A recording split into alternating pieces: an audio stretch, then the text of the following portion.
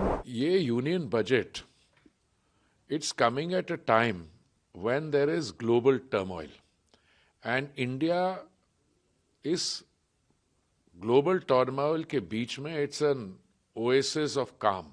ये अपने आप में it's a very significant development.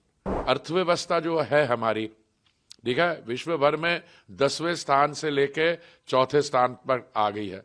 हमारी जो जीडीपी है 2 ट्रिलियन से लेके 4.3 ट्रिलियन पे आ गई है। देखिए ये union budget, it's coming at a time when there is global turmoil and India इस ग्लोबल टर्मोइल के बीच में इट्स एन ओएसिस ऑफ काम। और ये निर्मला जी का 9th कंसेक्यूटिव बजट है।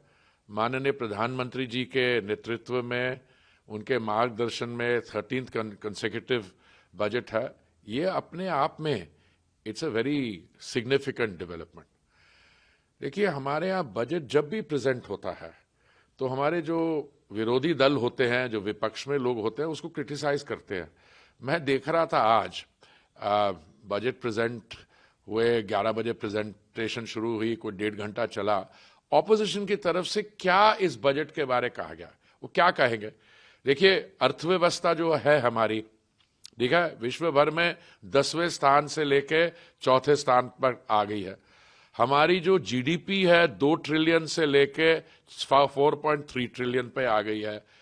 कैपिटल एक्सपेंडिचर जो है, जिसको मैं सबसे महत्वपूर्ण मानता हूं, वो 2014 में कोई 2 लाख करोड़ था। पिछले साल जब वो बजट में 11 लाख करोड़ से अधिक हुआ तो हमने सोचा माय गॉड, इसको हम लोग सस्टेन कर पाएंगे या नहीं कर पाएंगे। और लीजिए इस साल वो 12.2 लाख करोड़ हो गया।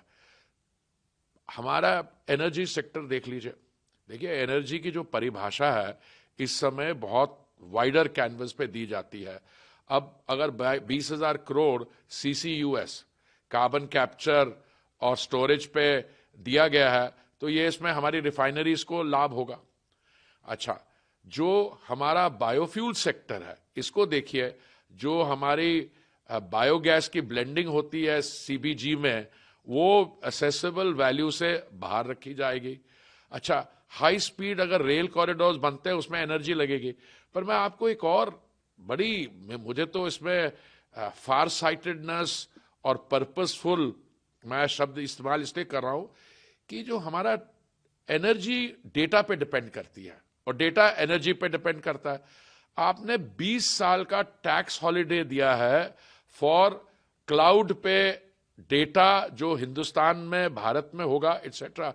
वी आर इन 2026, तो जो 2026 से लेके 2047 जब तक हमें जो हमारा संकल्प है विकसित भारत का 2047 तक, सारा पीरियड कवर होता है।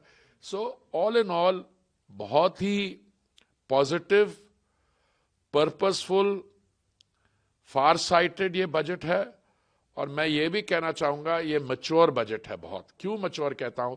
हमारे यहाँ हमेशा जब भी बजट प्रेजेंट होता है, नहीं क्योंकि चुनाव आने वाले, भाई हम बहुत खुशी की बात है, we are the world's largest democracy और हमारे यहाँ चुनाव तो होते रहते हैं।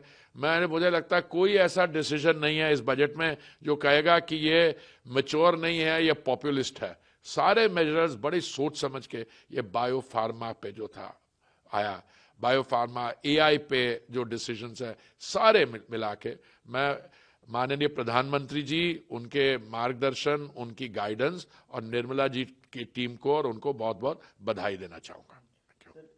बैटरीज और क्रिटिकल मिनरल्स, वो बहुत इंपॉर्टेंट उस पर उन्होंने किया। क्योंकि मैं कुछ चुने बता रहा। हमारे एनर्जी की जब हम बात करें तो हम ट्रेडिशनल एनर्जी की बात करते हैं, ट्रेडिशनल एनर्जी के साथ हम फिर अब ग्रीन एनर्जी की बात करते हैं, और हम EVs की बात करें तो ये क्रिटिकल मिनरल्स एक बहुत इंपॉर्टेंट है। आप क्रिटिकल मिनरल्स को इस बजट में एक बहुत ऊंचा प्रायोरिटी की तरह लिया गया है। सर रेयर अर्थ मेटल्स का कि वो सब क्रिटिकल मिनरल्स, रेयर अर्थ, सारा बहुत अच्छा एम्फेसिस दिया गया उसमें।